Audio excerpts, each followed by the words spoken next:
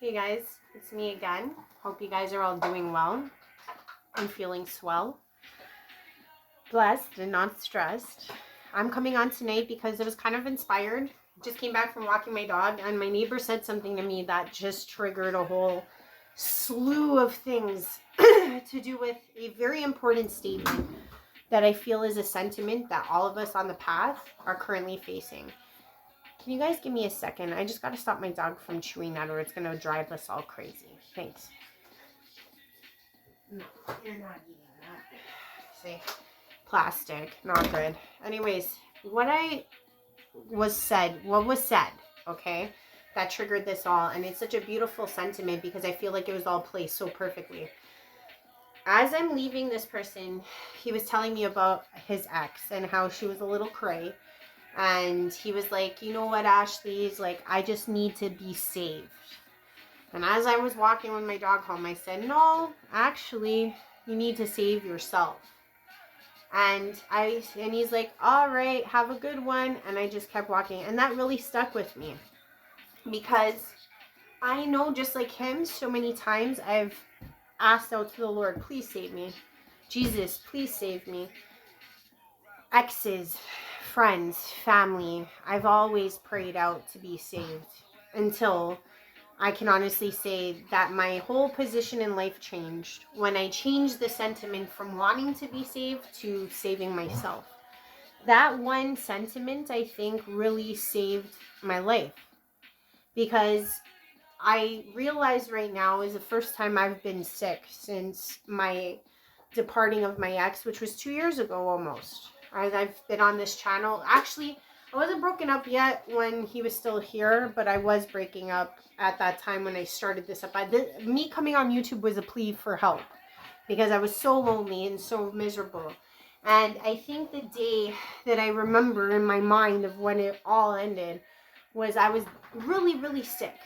And my son was really, really sick. And I literally couldn't even get out of bed to take care of him, but I was trying really desperately because my ex would not come home to help me. And I think that's exactly when I came onto my enlightenment. That's exactly when I came onto my ascension. That's exactly when I took the call, was when I sat up in bed and I said, this ends now. That was the first moment I felt a reach for God again. Reason being, because I was no longer going to call this guy. I was no longer going to beg him to come take care of me. I was no longer going to feel sorry for myself that he wasn't showing up. I was going to, shove that Vicks down my back myself. I was going to shove it up my nose. And I was going to take care of myself, ride or die, get through it because my son needed me and I needed myself more than anything. And I truly feel like that was the turning moment. I broke up with him right after because I realized I was in a hopeless, unionless, empty relationship. I couldn't even get the guy to help his son and me when we were deathly sick. So I was like, what am I in this for? I'm alone anyways. I should save myself. And it was weird. It was like once that whole thought changed in my mind, I realized that as chosens, as those that are empaths and lay walkers, maybe you guys in the same way realize that too. Is that this whole path was teaching us, how do we save ourselves? When do we stop looking outwards, looking to God, looking to Jesus in an external sense?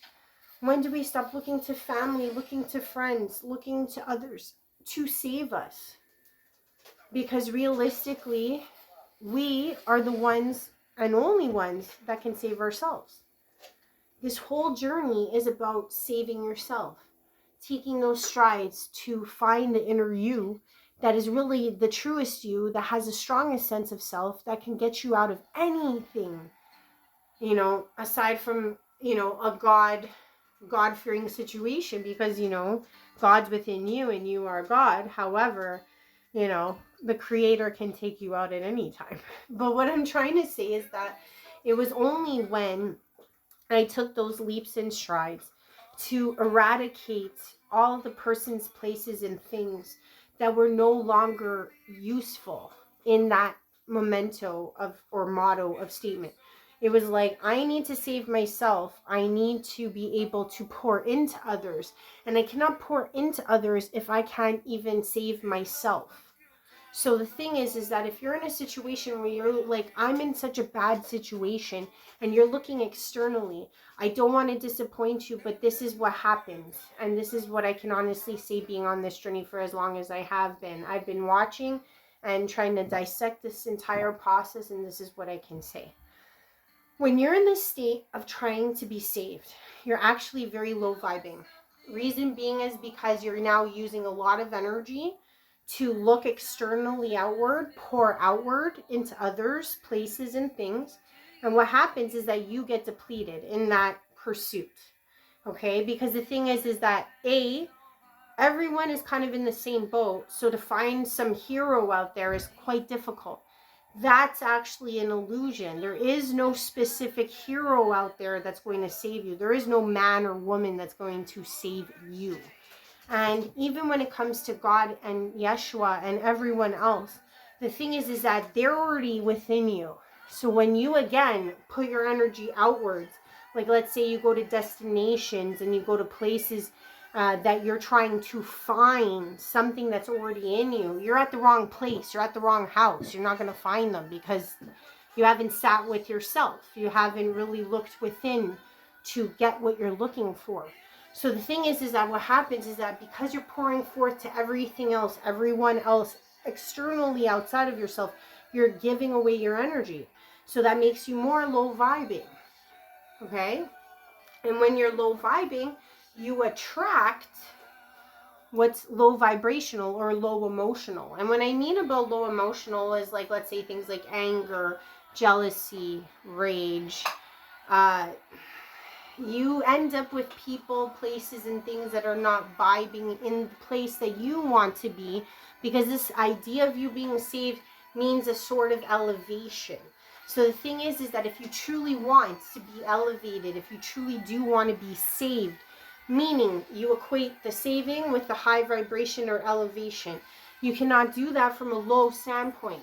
You have to pour that energy back into yourself. So you take steps and strides to eliminate, okay, all of those places and things that are lower vibrational that cannot actually aid you in saving you, right? If that is your ultimate to be saved, you have to do that primary work in order to find that salvation, because it's on a higher level of thinking, consciousness, emotional intelligence.